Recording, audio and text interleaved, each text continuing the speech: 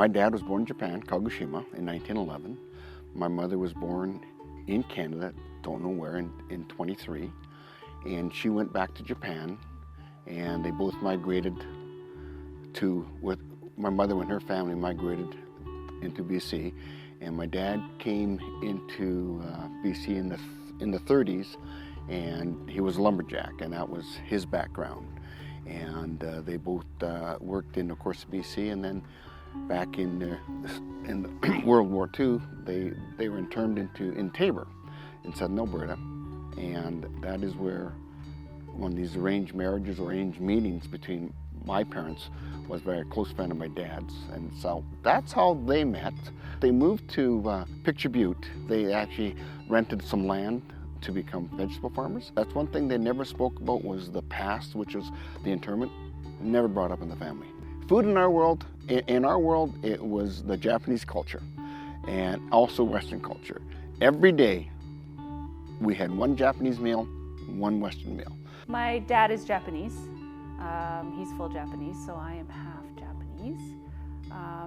Most of my Japanese culture, for us, it was always a celebration about family and during New Year's. So we would have all the family come down, cousins and aunts and uncles and that sort of thing, and Grandma would prepare a big meal, and we would celebrate New Year's together as a family. It was a tradition that had been going on for a long time, and when I joined the family 38 years ago, we have done it every New Year's ever since. Always a variety of food. The main thing that we did was sushi. We always had sushi and rice bags. Year to year it would vary. We did tempura shrimp, chow mein, sweet and sour ribs, so a little bit of the North American culture in there as well. But she would make pickled fish, and we tried octopus, and there was fish cakes and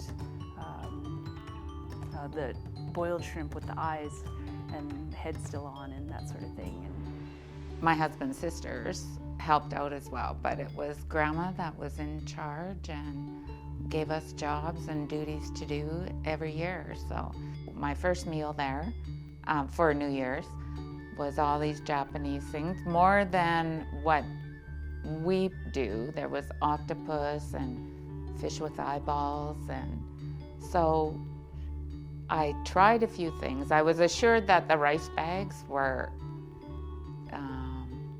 most people like the rice bags, so I tried those, but it was very awkward because every eye was on me and my expression afterward.